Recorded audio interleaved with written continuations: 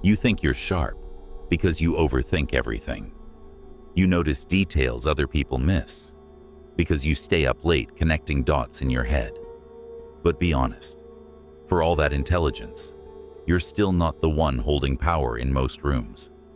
At work, someone takes your idea in a meeting, rephrases it, and suddenly, your boss is praising them. You sit there, half smiling, half dying inside, and you say nothing because you don't want to start drama. Afterwards, as you replay the scene in your mind, thinking of all the things you could have said, you hate yourself a little for staying quiet. In relationships, they cancel on you at the last minute again. You say, "No worries, it's fine," even though you moved your whole day around. You pretend you're easygoing, but you feel yourself shrinking a bit every time. They start to assume you'll always understand, that your schedule is flexible, that your feelings are soft enough to bend. With friends and family, they dump their problems on you, expect you to pick up the pieces, show up, cover for them, lend money, and give time. You feel guilty saying no, so you keep saying yes, even when it cuts into your own life. They call you the strong one, the reliable one. But somehow, you're always the one drained, not protected. Online, you give attention to people who don't even know you exist. You watch them, like them, comment on them, and support them. In your own life, the people around you barely notice your presence until they need something. You know everything about your favorite creators, but almost nothing about your own needs, your own standards, your own limits. You think this is just how life is. You think you're being kind, patient, and understanding.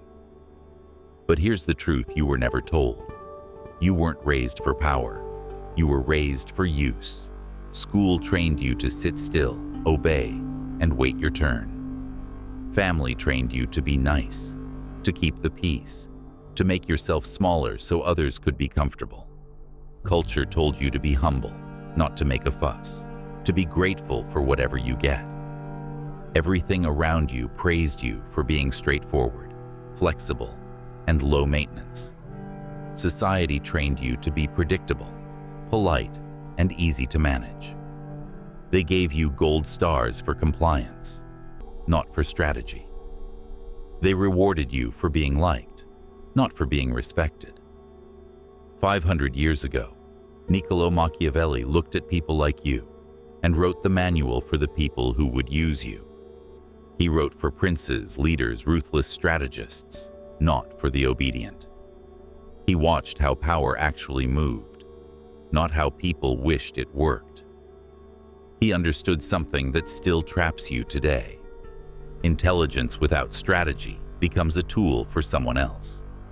Your empathy, your creativity, your loyalty, without boundaries and power, become free resources for whoever is willing to take them. You become the clever assistant to someone else's story. This video is not about turning you into a cartoon villain. It's about turning you from prey into a strategist, from reactive to deliberate, from the helpful one to the one people are careful around. We're going to break down several ruthless ideas of Machiavelli, compressed into 7 laws that high-performing geniuses use to move quietly, get respect, and stay in control. These laws will change how you speak, how you react, and how you make decisions. They will make you harder to manipulate. They will shift you from wondering, "Why do they keep doing this to me?" to calmly thinking, "Of course they did that, and here's how I'll respond." Most people will not finish this video. They will feel attacked and click away. Because once you see how the game actually works, you lose the comfort of pretending everything is about misunderstandings and bad luck.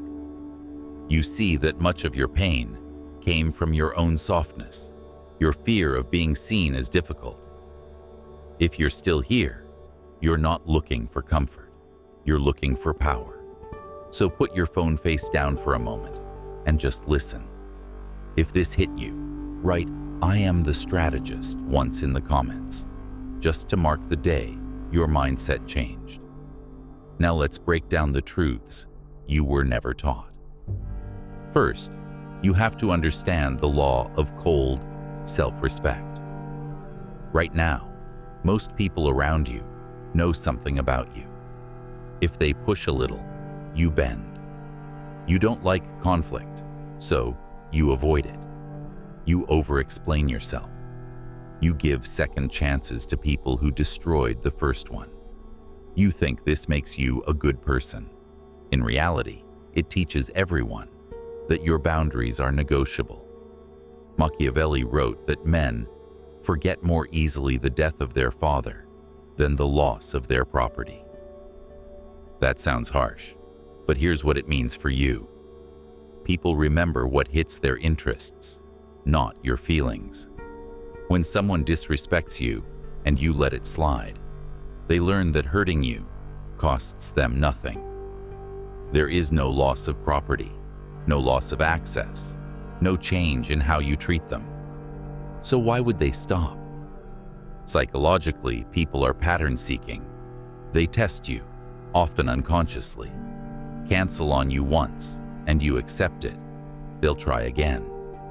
Talk over you once, and you laugh it off. They'll keep doing it.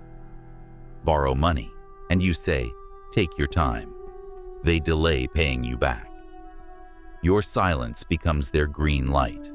Your excuses become their comfort. Cold self-respect means this: you stop teaching people that you are safe to disrespect. Not by arguing, not by long speeches, but by changing what you tolerate and what you allow them to keep. Next time, someone cancels on you at the last minute like it's nothing, don't send a long emotional message. Just stop rearranging your life for them. When they ask to meet again, you're suddenly, "Not sure, busy, we'll see." The cost has arrived. Their comfort has decreased. Your self-respect has increased. When someone talks over you in a meeting, you don't laugh it off anymore. You calmly say, "I wasn't finished," and then continue speaking. No apology in your tone, no nervous laugh, just a straight line of self-respect.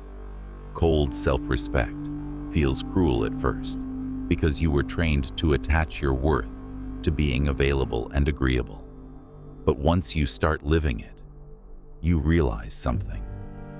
People who value you have no problem respecting your boundaries.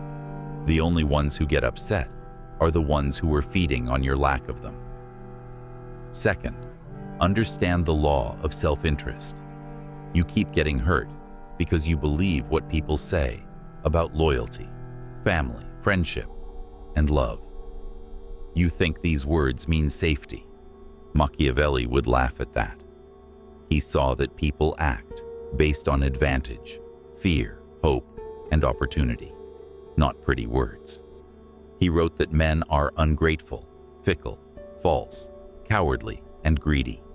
And while that sounds extreme, he wasn't saying everyone is evil. He was saying, expect people to act in their own interest, especially when things get hard. If you build your life on the fantasy that they will always choose you over themselves, you are not kind. You are delusional. Look at your life. How many times did someone swear they'd always be there until showing up had a real cost? How many times did that friend defend you in private but stay silent in public because it might hurt their image? How many times did a boss praise your work but couldn't give you a raise even while the company had money for other things? How many times did a partner say, "You can trust me," and then hide things the moment honesty would have made them look bad? Once you accept self-interest as the core driver, you stop taking betrayal so personally. It still hurts, but you stop being surprised. You start watching incentives, not promises. You ask, What do they gain by treating me well? What do they lose if they don't? Psychologically, this pulls you out of the victim mindset. Instead of crying, "How could they do this to me?" you ask, "What did they stand to gain from doing this?" That question shifts you from hurt child to strategist. You stop asking, "Why are people like this?" and start asking, "How do I position myself so their self-interest protects me instead of destroying me?" In practice, you align with self-interest.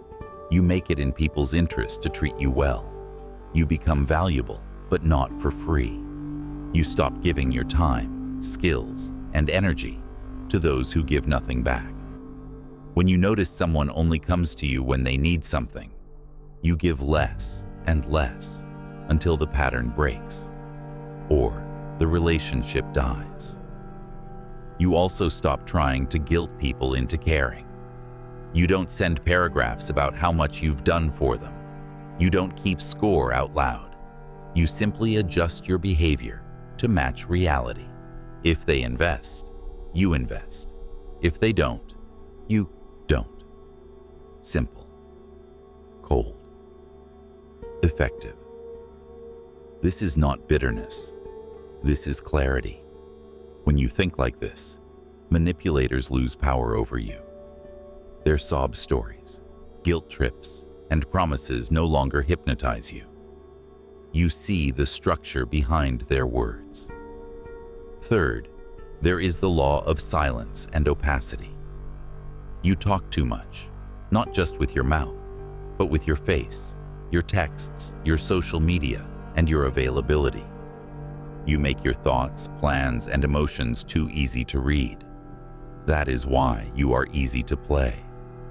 Machiavelli advised rulers to conceal their intentions, to appear one way while planning another. Not because deception is fun, but because when everyone can read your next move, they can block it, take it, or weaponize it. When people know what triggers you, they can pull those strings anytime they want. In your life, opacity means this: stop announcing your every plan. Stop telling people precisely what you want from them. Stop explaining every boundary in long, emotional essays. High performers and quiet geniuses move differently. They let people see the results, not the process. For example, instead of telling your whole friend group that you're taking a step back because you feel unappreciated, you simply become less available. No big speech, no drama, just a shift in your behavior. The ones who care will notice and adjust. The ones who don't, won't, and they were never going to change anyway. Instead of telling your coworkers that you're trying to get promoted and listing all your plans, you quietly improve your skills, choose higher visibility work, and let your results speak. You don't give them the blueprint of your ambition. You just move. Psychologically, oversharing is a way you seek safety. You think that if people understand you, they won't hurt you. The opposite is often true. The more they know your fears, your hopes, your soft spots, the easier it is to push your buttons. Opacity is not about becoming a stone. It's about selective visibility. You still open up, just not to everyone, not about everything, not every time you feel something. You keep a part of your inner world unexposed. You let people earn access slowly. An easy tactic: when someone asks you something that feels too personal or rushed, don't explain why you don't want to answer. Just say, "I'm not ready to talk about that," or simply redirect the conversation. Calm, neutral, closed. Another. Before posting something online, ask yourself, does this make me more predictable or less? If it makes you more predictable, maybe keep it to yourself. Fourth, learn the law of controlled cruelty. Machiavelli said that if you must inflict harm, you should do it all at once, decisively, not in small, drawn-out doses. Why? Because repeated minor injuries create ongoing resentment. One clean cut hurts, but then it heals. Applied to your life, this is about boundaries and endings. You drag dead connections. You keep people in your life who have shown you clearly that they will not change. You keep arguing, explaining, and hoping. Every time you give them one more chance, you injure yourself and prolong the damage. Controlled cruelty is the courage to make one clean cut, to end the relationship that keeps cycling in disrespect and apology, to stop talking to the friend who constantly mocks you in front of others, to quit the job that rots your soul when you have a real exit plan, to finally step out of the family role as the unpaid therapist for everyone. Is it cruel? On the surface, yes. It will shock people who are used to your softness. They will call you cold, distant, and selfish. But in the long term, it's kinder to you, and even to them. They are no longer allowed to live in the illusion that their behavior has no consequences. You are no longer stuck in a loop where your life slowly leaks away. Psychologically, this law fights your fear of being the bad one. You were trained to think that ending things is immoral, that you must always be patient, always forgiving. But look at where limitless patience got you. Exhausted, resentful, full of quiet rage. Next time someone crosses a line you already clearly marked, don't threaten to leave. Don't give another speech. Just act. Reduce access. Block. Walk away. Cancel the benefit they were receiving. One decisive move. Painful, but clean. You'll notice something. The people who truly loved you will either not push you that far, or they will come back with changed behavior, not just better words. The rest will fade. Let them. Fifth, there is the law of reputation and edge. Machiavelli asked a brutal question. Is it better to be loved or feared? His answer was simple. If you cannot be both, it's safer to be feared. Not hated, feared. Feared means people know there is a cost to crossing you. Hating means they deeply resent you and want to destroy you. There's a difference. Right now, your reputation might be nice, chill, or easygoing. In other words, low edge. People assume you will understand, forgive, and adapt. They feel no risk in disappointing you. This is why your no gets negotiated and your standards get treated like suggestions. You don't need to walk around acting tough. You just need to build a subtle reputation for consequences. People should know, even if it's never spoken, that you are kind, but not safe to disrespect. You don't shout, you don't threaten, you don't flex. You quietly change people's realities when you cross specific lines. For example, if someone talks badly about you behind your back and you find out, you don't start a public war. You simply stop sharing information with them. They're no longer in your inner circle. They notice the downgrade in access. That's a consequence. If a coworker constantly dumps their work on you, and you've allowed it before, you stop accepting the extra tasks. You say, "No, I can't take that on," with no excuse. If they push, you repeat, calmly. If they try to guilt you, you don't argue. You just let their guilt bounce off your edge. Psychologically, this edge changes how people approach you. They become more careful with their words. They think twice before using you. And in a strange twist, many people will respect and even like you more, because humans instinctively respect those who respect themselves. Your reputation is built in small moments. The first time you let someone talk to you, like you are nothing, you are building a reputation against yourself. The first time you calmly shut down that behavior, you are creating an edge. Over months and years, that edge becomes part of your name. People speak your name with a different tone. Sixth, you need the law of strategic absence. You've been trained to believe that loyalty means constant presence, always available, always there. But constant presence kills value. Machiavelli warned rulers against becoming contemptible by being too common, too familiar, too predictable.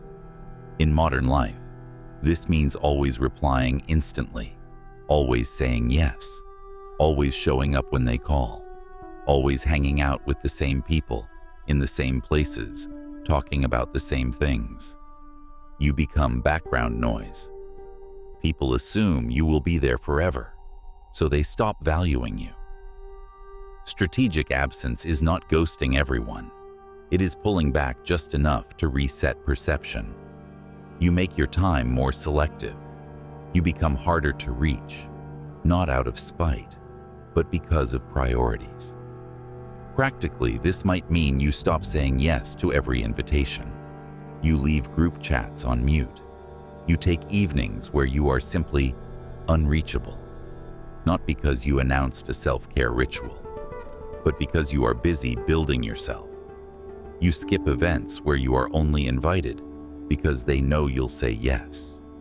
Psychologically, absence creates space for curiosity and respect. People notice when you're not always around. They start asking where you've been, what you're working on. They realize your presence is not guaranteed, and that changes how they treat you when you are there. Absence also feeds your genius. When you step away from constant noise, your mind finally has room to think deeply, to connect ideas, to see patterns. High performers know this. You cannot build something powerful when you are constantly plugged into everyone else's chaos. There is another benefit. You see who actually reaches out when you're not the one initiating. When you stop chasing, you find out who values you enough to close the distance themselves. Seventh, there is the law of ruthless focus. Machiavelli wrote that a prince must have no other object, no other thought, no other art, but war and its rules and discipline. For you, the war is your mission, your craft, your goals, the life you want to build. But your attention is scattered across meaningless fights. You spend hours arguing online, replying to people who don't matter. You get pulled into gossip, distractions, and pointless debates. Your mind is constantly hijacked by notifications, trends, and other people's emergencies. A modern cameo here. Nietzsche said, "The man who fights too long against dragons becomes a dragon himself." But even worse, you're not even fighting dragons. You're fighting insects, tiny distractions that drain your strength. Ruthless focus means treating your attention like territory. Every notification, every pointless conversation, every emotional reaction is a small invasion. You defend that territory. In practice, this means you schedule time where your phone is off or in another room. You choose one or two main goals and cut out activities that don't feed them. You stop giving explanations every time you say you're busy. You simply are. You protect your mornings or nights like a fortress and use that time to build, train, or study. You stop trying to be updated on everything. You don't need to know every scandal, every meme, every opinion. You trade being caught up for being dangerous in your lane. Psychologically, focus changes your identity. When you consistently pour your time into something that matters, you start to see yourself as a builder, not just a consumer. Your self-respect grows, and as your results improve, other people's respect follows. Look at the men and women you admire. Underneath the talent, there is usually one thing: insane focus over time. While others were chasing approval, they were training, studying, working, and building. They chose not to answer every text, not to go to every event, not to fix everyone's life.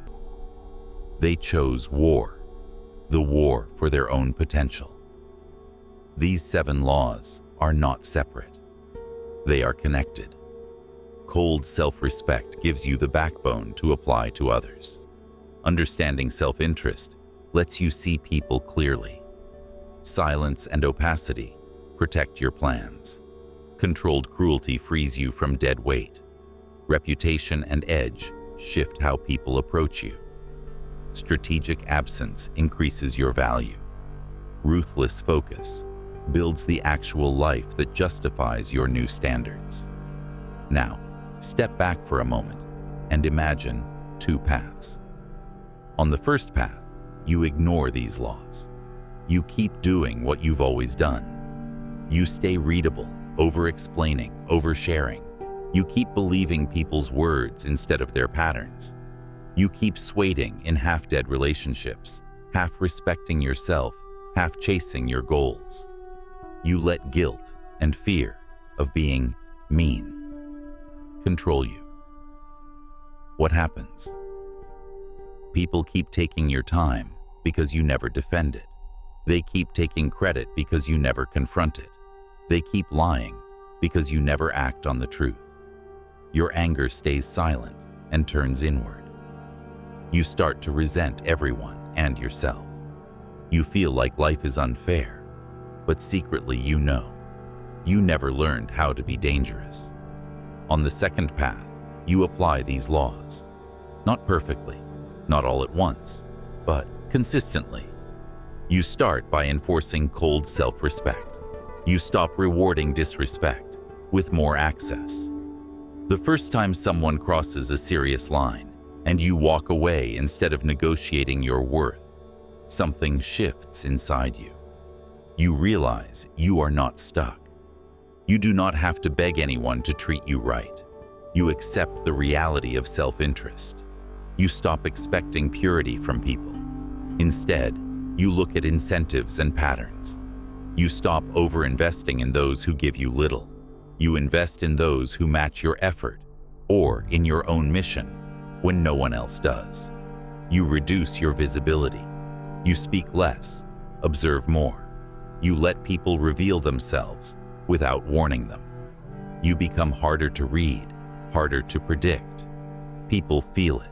Some pull away because they can no longer use you. Others draw closer because they sense depth and stability. You practice controlled cruelty. You make the intricate cuts you've been avoiding. You end that on and off situation that's been draining you for years. You stop covering for someone who never grows. You cut the rope instead of slowly bleeding out. You cultivate a reputation with edge. Over time, people learn that while you can be kind, you are not harmless. You don't scream, you don't start fights, but you do finish them. You act when needed. You quietly remove yourself from bad situations. That edge makes you safer, not more at risk. You bring in strategic absence. You disappear from places where your presence was taken for granted. You become less reachable for nonsense. You start showing up more for yourself than for others. People notice. Some accuse you of changing. They're right. You are. And you build ruthless focus. You redirect all the energy that used to go into pleasing and overthinking into your craft, your body, your wealth, and your skills. You become someone whose life reflects their inner standards. This is not about becoming cruel. It's about becoming hard to manipulate. Manipulators thrive on people who are scared of conflict, addicted to approval, and terrified of being seen as selfish. The more you let those fears rule you, the easier you are to control. This is not about playing games. It's about understanding the game that's always been there. Machiavelli didn't invent human nature. He described it.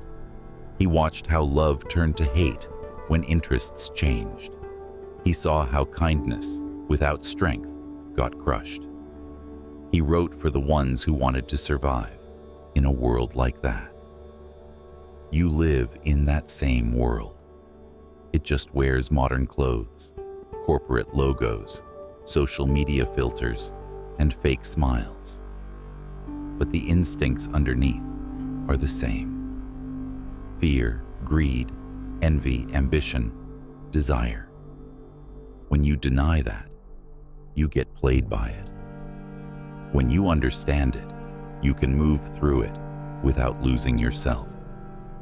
Once you begin to think like this, life feels different. You stop expecting softness from sharp people. You stop trying to fix those who profit from staying broken. You stop explaining your worth and start acting like it. A strange thing happens. You feel calmer, less reactive, less desperate. You're no longer chasing every text, every apology, every opportunity. You know that you are building something real, and that absolute power does not beg. This is what changes your life. Not a quote, not a nice idea, but the moment you decide that your intelligence will no longer be used against you, that your kindness will be guarded, that your time will be defended with teeth if needed. From that moment, everything slowly rearranges. Some people leave. Good. They were loyal to the weaker version of you. Some people step up. Good. They were waiting for you to respect yourself, so they could too. And new people appear. People who are not threatened by your boundaries because they have their own. You start to notice subtle shifts. You walk into rooms differently, not louder, but calmer. You answer messages when it suits your priorities, not your fears. You look at offers, relationships, and opportunities with a colder eye. Does this serve my mission, or just my ego in the short term? That quiet question alone will save you years of wasted energy. So here's the challenge. Don't just nod along and forget this in an hour. Pick one law that hit you the hardest and test it in real life before you sleep tonight.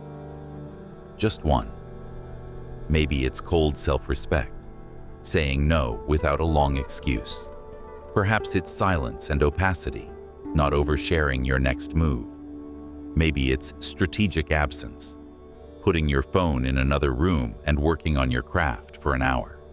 Perhaps it's ruthless focus, choosing to train, study, or build instead of scrolling. Maybe it's controlled cruelty, finally cutting off someone who has shown you over and over who they are. Whatever it is, make it real. Power is built in action, not in thought. If this opened your eyes, you already know what to do. Save this. Rewatch it when you feel yourself slipping back into softness, and surround yourself with content and people who sharpen you, not weaken you. And finally, mark this moment. If this hit you, write, "I am the strategist," once in the comments, and tell me which law cut you the deepest, just to mark the day your mindset changed.